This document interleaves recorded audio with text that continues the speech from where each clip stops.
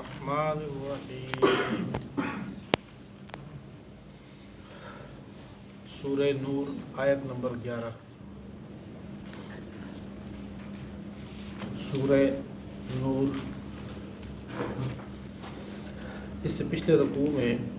سورہ نور کا جو ابتدائی رکوع تھا اس میں اللہ جل شانہ نے حد زنا کا ذکر کیا، اس طرح حد قذف کا ذکر کیا، جھوٹی تہمت لگانے والے کا حد اس پہ ذکر کیا، اور تیسری چیز اس میں لعان کا ذکر کیا تھا کہ خاوند بیوی کے درمیان اگر ایسا مسئلہ آئے ان میں لعان کا ذکر کیا۔ کل ہم نے آج جو تلاوت ہوئی ہے، کل ہم نے بخاری شریف کی وہ حدیث پڑھی تھی، وہ اسی کے پس منظر میں تھا۔ اب آپ وہ حدیث جو کل والی تھی وہ ذہن میں رکھیں تو آج کی جو آیات ہیں یہ بالکل اسی کے متعلق نازل ہوئی تھی۔ حضرت عائشہ رضی اللہ تعالیٰ عنہ فرما رہی تھی کہ آپ صلی اللہ علیہ وسلم ہمارے گھر میں تشریف فرما تھے، کمرے سے کوئی بھی نہیں نکلا تھا کہ آپ صلی اللہ علیہ وسلم پر وحی کے اثرات آنے شروع ہوئے، اور سخت سردی میں بھی پسینہ آنا شروع ہوا۔ جب وہ اثرات ہٹے تو آپ صلی اللہ علیہ وسلم کا چہرہ انور خوشی سے کھل اٹھا اور مجھے مبارک دی کہ اللہ تعالیٰ نے آپ کی برات کا اعلان کیا ہے۔ اور وہ آیات عائشہ رضی اللہ تعالیٰ عنہ فرماتی ہیں کہ میرا گمان یہ نہیں تھا کہ میرے بارے میں قرآن پاک کے کچھ آیات آئیں گی جس کی رہتی دنیا تک اس کی تلاوت ہوگی۔ میں تو سمجھی تھی کہ شاید یہ معاملہ اللہ علیہ شان شاید خواب کے ذریعے اللہ تعالیٰ اپنے پیغمبر کو واضح کر دیں۔ تو یعنی حضرت عائشہ رضی اللہ تعالیٰ کی صفائی میں، اس گھرانے کی صفائی میں اللہ جل شانہ نے یہ آیات نازل کی تھی، 10 آیات جو اس رکوع میں ہے۔ سب سے پہلی جو آیت ہے اس کے بعد اس میں اللہ جل شانہ فرماتے ہیں یہ جو افک ہے، اس کا نام جو بہتان عربی زبان میں افک کہتے ہیں، بہت بڑا بہتان جس کے بالکل من گھڑت کوئی اصل ہوئی نہ۔ ایک ہوتا ہے جھوٹ، ایک ہوتا ہے آپ جسے کہتے ہیں نا صاف جھوٹ، سفید، ہمیں بعض اوقات سفید چٹا جھوٹ بول رہے ہیں آپ، بالکل کورا۔ تو یہ افک کہتے ہیں بالکل جو ہے نا من گھڑت قسم کا، ایسا جھوٹ جس کا سر پاؤں ہی نہ ہو، اس کو عربی زبان میں افک کہتے ہیں اس جھوٹ کو۔ اللہ فرماتے ہیں جو بہتان اور افک لے کر آئیں جو لوگ، اس کو اپنے بارے میں تم یہ گمان مت کرو کہ تمہارے ساتھ کوئی، انہوں نے اپنی سمجھ کے مطابق تو آپ سے برائی کرنے کی کوشش کی ہے، لیکن آپ کے حق میں یہ بہتر ہو گیا کام۔ اب یہ بہتر کیسے ہو گیا کہ بہتر تو ایک تو یہ ہے کہ سارے ایمان والوں کے لیے بلکہ قیامت تک کے لیے ہر عورت کی اور ہر مرد کی عزت کی حفاظت ہو گئی ہے،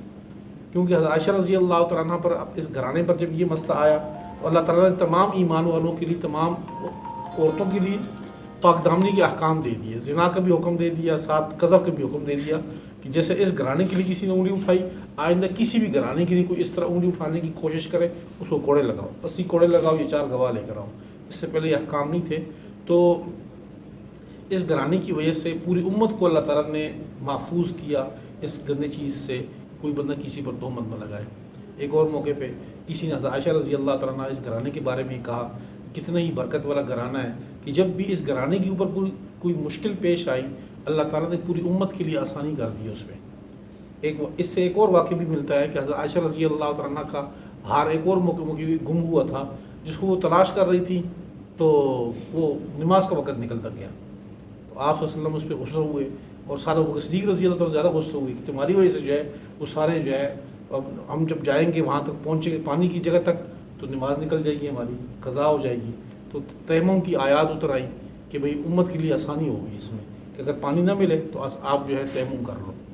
تو اللہ جل شانہ یہ فرما رہے ہیں کہ اس کو اپنے بارے میں آپ شر نہ سمجھو، یہ آپ کے لیے بہتر ہو گیا۔ ایک تو بہتر اس طرح کے قانون آ گئے، دوسری بہتری اس طرح کہ اس گھرانے کی عزت شرافت کی گواہی خود اللہ تعالیٰ نے دے دی کہ ویسے تو ہم لوگ سارے ہی کو بہتر سمجھتے ہیں، ازواج مطہرات ساری بہتر ہے، سارے ہی صحابہ ہمارے آنکھوں پہ، لیکن اس گھرانے کو خصوصی طور پر اللہ تعالیٰ نے عزت، اس کی شرافت، اس کی بزرگی ظاہر کی، وہ قرآن پاک کی آیات نازل کر دی اس میں، تو یہ بہتر ہو گیا اس کے لیے۔ ان الذین جاؤوا بالافک، بے شک وہ لوگ جنہوں نے یہ طوفان برپا کیا تھا، عصبۃ منکم، تم میں سے ہی کچھ لوگ تھے، تم میں سے ایک جماعت تھی، لا تحسبوہ شرا لکم، تم اس کو برا مت سمجھو اپنے بارے میں، بل هو خیر لکم، بلکہ تمہارے لیے بہت زیادہ بہتر تھا انجام کے لحاظ سے۔ لکل امرئ منہم مکتسب من الاثم، ان میں سے ہر ایک شخص نے گناہ کا ایک حصہ کمایا۔ جس نے جو اس میں پڑھا اس نے گناہ کما لیا۔ والذی تولا کبرہ، اور جو اس کے بڑے حصے کا مالک بنا، جو بڑے حصہ جس نے وصول کیے اس انہی میں سے، لہو عذاب عظیم، اس کے لیے تو عذاب ہوگا بہت بڑا۔ یہاں مراد عبداللہ ابن ابی ہے کہ اس نے، کیونکہ وہ سربراہ تھا اس پورے واقعے کا، تو اللہ فرماتی کہ ان کے لیے لہو عذاب عظیم، اس کے لیے بہت بڑا عذاب ہے۔ لولا اذ سمعتموہ ظن المؤمنون والمؤمنات بانفسہم خیرا وقالوا ھذا افک مبین۔ اللہ تعالیٰ اس موقع پہ عام ایمان والوں کو بھی ڈانٹ رہے ہیں کہ بھئی جب تم لوگوں نے یہ بات سنی تو اس وقت تم لوگوں نے اپنے بارے میں خیر کا گمان کیوں نہیں کیا؟ تمہاری زبانیں کیوں بند ہو گئی؟ تم لوگوں نے کیوں نہیں کہا کہ ھذا افک مبین، کہ یہ تو بالکل صریح جھوٹ ہے؟ یعنی ایک تو خاموش رہے، اور کچھ لوگ جو ہے وہ پڑ گئے اس میں، تو تم لوگ جو ہے یہ کیوں نہیں کہا تم لوگوں نے کہ یہ بات بالکل غلط ہے؟ لولا اذ سمعتموہ، جب تم نے سنا اس بات کو، ظن المؤمنون، تو ایمان والوں نے، اور ایمان والے مردوں نے، والمؤمنات، اور ایمان والی عورتوں نے کیوں نہیں گمان کیا بانفسہم، اپنی ذات کے بارے میں، خیراً بہتری کا، وقالوا ھذا افک مبین، اور زبان سے یہ کیوں نہیں کہا کہ ھذا افک مبین، یہ بالکل واضح جھوٹ ہے۔ لولا جاءوا علیہ باربعۃ شہداء، پھر یہ اس بات کے اوپر 4 گواہ کیوں لے کر نہیں آئے؟ فاذ لم یأتوا بالشہداء، اور جب یہ 4 گواہ لے کر نہیں آئے تو فاولئک عند اللہ ھم الکاذبون، بس یہی لوگ ہی اللہ کے ہاں جھوٹے ہیں، کیونکہ اللہ نے صراحتاً کہہ دی کہ جھوٹے ہیں، پھر آپ صلی اللہ علیہ وسلم کہا کہ ان کو پکڑو اور کوڑے لگاؤ، ان کو جو ان میں شریک تھے۔ ولولا فضل اللہ علیکم ورحمتہ فی الدنیا والآخرہ،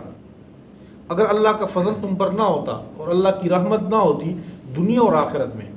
تو لمسکم فیما افضتم، البتہ تمہیں پہنچ جاتا جو تم بات کر رہے تھے جس بارے میں، اس میں تمہیں پہنچ جاتا عذاب عظیم، بہت بڑا عذاب۔ یعنی دنیا کے اندر بھی اور آخرت میں بھی یہ اللہ کی رحمت تھی، خصوصی شفقت تھی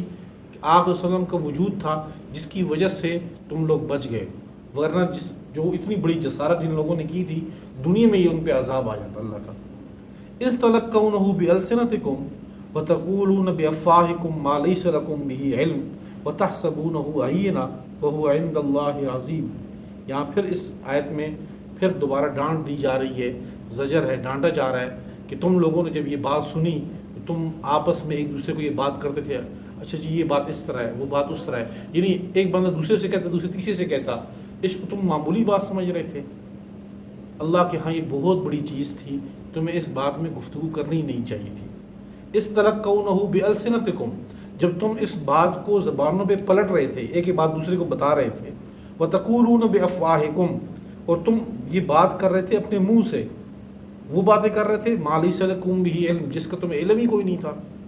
وتحسبونہ ہینا، اور تم اس کو بہت ہلکا لے رہے تھے، ہلکا سمجھ رہے تھے،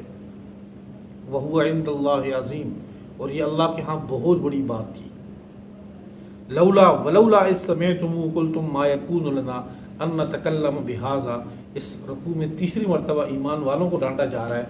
کہ جب تم لوگوں نے یہ بات سنی تو تم لوگوں نے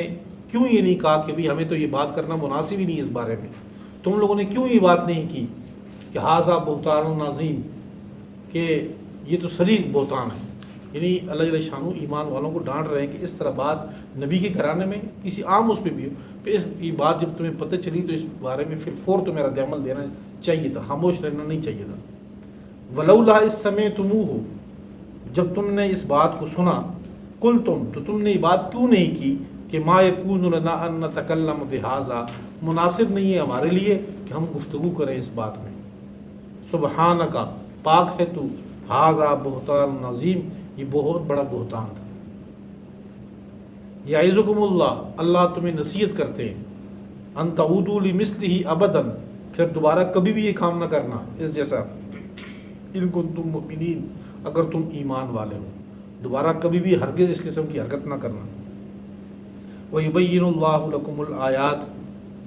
اور اللہ تمہارے لیے آیات بیان کر رہے ہیں، نشانیاں۔ وَاللَّهُ عَلِيمٌ حَكِيمٌ، اللہ خوب علم والے، خوب حکمت والے ہیں۔ ان الذين يحبون ان تشيع الفاحشة في الذين آمنوا لهم عذاب أليم في الدنيا والآخرة والله يعلم وأنتم لا تعلمون۔ اس آیت میں اللہ جل شانہ نے مجموعی مسلمان معاشرے میں جو برائیاں فحاشی خصوصاً جو پھیلاتے ہیں ان کے بارے میں ذکر کیا کہ جو بندہ معاشرے کے اندر فحاشی پھیلانے کا سبب بنے تو اس کو اللہ جل شانہ دنیا میں بھی عذاب دیں گے اور آخرت میں بھی دیں گے۔ کوئی بھی آپ دیکھ لیں، کوئی روزگار جو جن لوگوں نے بنائی ہوئی ہیں، جو جہاں سے معاشرے میں بے راہ روی پھیلتی ہے، فحاشی پھیلتی ہے، نوجوان نسل خراب ہوتی ہے، وہاں سے ہو، چھوٹی سطح پہ ہو، محلے گلی کی سطح پہ ہو، بازار کی سطح پہ ہو، بڑی سطح پہ حکومت کی سطح پہ آپ دیکھیں، لیول پہ اونچی لیول پہ دیکھیں تو فلموں کی چیزوں کی، تو ان کے آپ جو لوگ اس میں ملوث ہیں آپ ان کی زندگیاں اٹھا کے دیکھ لو۔ اللہ یہ نہیں کہتا کہ یہ گناہ کا کام تم کر رہے میں آخرت میں پوچھوں گا، نہیں، اس آیت میں اللہ جل شانہ فرما رہے ہیں کہ دنیا میں تمہیں میں عذاب دوں گا، یعنی ان کی زندگی عبرتناک ہوتی ہے۔ آپ ان کو چیک کر لیں کہ بظاہر تو یہ ہمیں بہت جو ہے نا لائٹیں اور چوکا چوک ان کی بڑی چمکیلی نظر آتی ہے دنیا، لیکن جب ان کے قریب دیکھیں تو بہت اندر سے خالی ہوتے ہیں، بالکل اندر سے ترسے ہوتے ہیں۔ اللہ تعالیٰ نے ان کی زندگی کا سکون چھین لیتے ہیں ان سے، کیونکہ معاشرے میں فحاشی کا سبب بن رہے ہیں تو اللہ تعالیٰ نے یہ دنیا کا عذاب یہ نہیں ہو کہ یہاں پر کوئی سام مسلط ہو جائے ان کے اوپر، کوئی پھانسی ان کو لگ جائے یہاں پر، لیکن ان میں زندگی میں سکون ختم ہو جائے گا۔ جس کے لیے پیسہ کما رہے ہیں، پیسہ کس کے لیے بندہ کماتا ہے؟ پیسہ بندہ کماتا ہے عزت کے لیے، پیسہ بندہ اس لیے کماتا ہے کہ بھئی بندے کو سکون مل جائے۔ ان کی زندگی میں کوئی آرام نہیں، کوئی سکون نہیں، اللہ جل شانہ چھین لیتے ہیں۔ دور کے ڈول سہانے ہوتے ہیں، نظر آتے ہیں کہ بھئی بڑی خوبصورت دنیا ہے، لیکن جب قریب جاؤ اس میں دیکھو تو یہ عبرت ہے اوروں کے لیے۔ جنید جمشید رحمۃ اللہ علیہ جو فوت ہو گئے وہ خود وہاں سے واپس آئے، اس دنیا کے عروج میں پہنچے ہیں، عروج سے ہو کے وہاں سے واپس آئے۔ جو لوگ اس دنیا میں رہ کر آئے ہیں وہ خود بتاتے ہیں کہ وہاں سکون نہیں ہے، کچھ بھی نہیں ہے، دل خالی ہے ہمارا، وہاں میں نیند نہیں آتی اس میں۔ اور جب پھر اس طرف آئے ہیں تو پھر وہ خود بتاتے ہیں کہ سکون صرف اللہ کی دین کے اندر ہے، اللہ کی ذکر میں، اللہ کی یاد میں۔ ان الذین یحبون ان تشیع الفاحشہ، بے شک وہ لوگ جو پسند کرتے ہیں، جو اس بات سے محبت رکھتے ہیں، اس بات کو چاہتے ہیں، ان تشیع الفاحشہ، کہ فحاشی پھیلے، فی الذین آمنوا، ایمان والوں کے اندر، ایمان والوں میں جو فحاشی پھیلانا چاہتا ہے، لہم عذاب علیم فی الدنیا والآخرہ، اس کے لیے عذاب درناک انتہائی دنیا میں بھی اور آخرت میں بھی۔ واللہ یعلم وانتم لا تعلمون، اور اللہ جانتے ہیں اور تم نہیں جانتے اس بات کو۔ آپ ان کی زندگیاں اٹھائیں، بہت تفصیلی مضمون ہے کہ ان کی زندگی ہر ایک کے سامنے ہے، جو آپ سارے واقف ہیں اس میڈیا کے دور میں، ہر بندے کی زندگی ان کے سامنے ہوتی ہے۔ کہیں آپس میں شادیاں ہوں، طلاقیں ہو جاتی ہیں، گھر نہیں بستے، گھر بس جائیں تو اولاد نہیں ہوتی، اولاد ہوتی ہے نافرمان ہوتی ہے، کہیں جو ہے سب کچھ ہونے کے باوجود خودکشی ہو رہی ہوتی ہے ان کی۔ تو دنیا کی ساری بظاہر نعمتیں ان کے پاس ہیں لیکن پھر بھی خودکشی کر رہے ہوتے ہیں۔ اور اکثر آپ لوگوں نے، میں تو اخبار پڑھتا رہتا ہوں کبھی، تو اس میں ایسا آتا ہے کہ فلاں فنکار صاحب، فلاں اداکار صاحب بہت قسم و پرسی میں مر رہا ہے، گورنمنٹ سے کہہ رہے ہیں کہ جی مہربانی کرو جی میری جو ہے نا میرے لیے کوئی علاج کے لیے کوئی پیسے جو ہے نا وہ دے دیں، اس کو مہربانی کریں۔ تو وہ آخری زندگی انتہائی خراب ہوتی ہے ان کی۔ آپ ان کو چیک کریں، اس کو جتنی ان کی شہرت ہوتی ہے، پھر آپ ان کی جنازے چیک کریں، 2-4 بندے ہوتے ہیں ان کے لیے، وہاں کوئی بندہ بھی نہیں ہوتا ان کے ساتھ۔ ولولا فضل اللہ علیکم ورحمتہ، اللہ کا فضل اور اللہ کی رحمت نہ ہوتی تمہارے اوپر، وان اللہ رؤوف الرحیم، اور بے شک اللہ تعالیٰ معاف کرنے والے، رحم کرنے والے ہیں۔ یہ 4 مرتبہ یہ لفظ آیا ہوا ہے۔ پچھلے رکوع جو ہم نے پڑھا تھا اس کا آخری لفظ بھی یہی تھا، پچھلے رکوع دیکھ، ولولا فضل اللہ علیکم ورحمتہ وان اللہ تواب حکیم۔ اور اس آیت میں ہم نے پڑھا تھا آیت نمبر 14 میں، ولولا فضل اللہ علیکم ورحمتہ فی الدنیا والآخرہ لمسکم فیما افضتم فی عذاب عظیم۔ اور یہ تیسری مرتبہ آیا ہے ولولا فضل اللہ علیکم ورحمتہ وان اللہ رؤوف الرحیم۔ چوتھی مرتبہ اس کے بعد آگے آ رہا ہے، اس اگلے رکوع میں، اگلی آیت میں آ رہا ہے ولولا فضل اللہ علیکم ورحمتہ۔ اگر اللہ کا فضل، اللہ کی رحمت نہ ہوتی تو پھر کیا ہوتا؟ 4 مرتبہ ذکر ہے، 2 مرتبہ میں جواب ہے، 2 مرتبہ میں جواب نہیں ہے۔ یعنی وہ جو پچھلے رکوع کے اندر ذکر تھا کہ اللہ کا فضل، اللہ کی رحمت نہ ہوتی تو پھر کیا ہوتا، اس کا جواب وہاں نہیں دیا۔ اور اس آیت میں بھی جواب نہیں دیا کہ اللہ کا فضل، اللہ کی رحمت نہ ہوتی تو پھر کیا ہوتا۔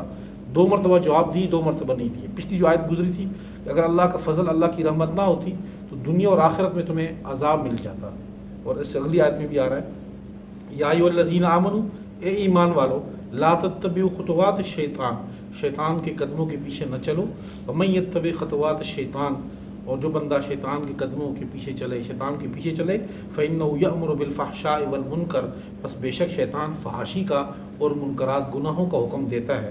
ولولا فضل اللہ علیکم ورحمتہ، اگر اللہ کا فضل تمہاری پر نہ ہوتا، ورحمتہ، اللہ کی رحمت نہ ہوتی، ما زکا منکم من احد ابدا، اللہ تعالیٰ تم میں سے کسی ایک کو کبھی بھی پاک نہ کرتا، یعنی جس چیز میں تم ملوث ہو گئے تھے اس میں اللہ تعالیٰ تم پہ کبھی پاک ہی نہ کرتا، اس گناہوں کے ساتھ ہی تمہیں اٹھا لیتا، لیکن اللہ کا فضل تھا، اللہ کی رحمت تھی کہ اللہ تعالیٰ نے تمہیں توبہ کی توفیق عطا فرمائی کہ توبہ کر کے پھر اللہ کی طرف لوٹ آؤ۔ ولیکن اللہ یزکی من یشاء، لیکن اللہ تعالیٰ معاف کرتے ہیں جسے چاہتے ہیں، واللہ سمیع علیم، اللہ خوب سننے والے، خوب علم والے ہیں۔ ولا یأتل اولو الفضل منکم والسعۃ ان یؤتوا اولی القربی، یہ کل والی آیت میں، یہ آیت وہ ہے جو کل میں نے آپ کے سامنے ذکر کیا تھا کہ حضرت ابوبکر صدیق رضی اللہ تعالیٰ عنہ نے جب یہ آیت نازل ہوئی، جب پتہ چلا کہ بھئی یہ تو سارا جھوٹ تھا، تو حضرت ابوبکر صدیق رضی اللہ تعالیٰ عنہ نے قسم کھائی تھی کہ آئندہ میں اپنے بھتیجے جو مستح تھے رضی اللہ تعالیٰ عنہ، حضرت مستح، وہ بھی چونکہ اس میں ملوث ہو گئے تھے اس بات میں، تو حضرت ابوبکر صدیق رضی اللہ تعالیٰ عنہ نے یہ قسم کھائی کہ آئندہ ان کے گھر میں اس کو میں اپنی خرچہ وغیرہ جو دے رہے تھے ویسے ہی صدقہ وغیرہ کرتے تھے ان کے اوپر، کہ میں نہیں کروں گا، کہ یہ نہیں کہ میں ان کے ساتھ اتنی اچھائی کرتا ہوں اور یہ اوپر سے جو ہے میری بیٹی کے بارے میں انہوں نے ایسے غلط باتیں کی تھی، اس کو تو کم از کم نہیں کرنا چاہیے تھا، ویسے بھی نہیں کرنا چاہیے تھا، اور یہ تو ہمارا قریبی بھی تھا، اور چونکہ میرے زیر کفالت تھا ایک طرح، میں ویسے ہی خرچہ کرتا تھا اس کے اوپر، اس کو بطریقہ اولا نہیں کرنا چاہیے تھا۔ تو حضرت ابوبکر صدیق رضی اللہ تعالیٰ عنہ نے قسم کھا لی تھی کہ میں نہیں دوں گا آئندہ ان کو کچھ بھی،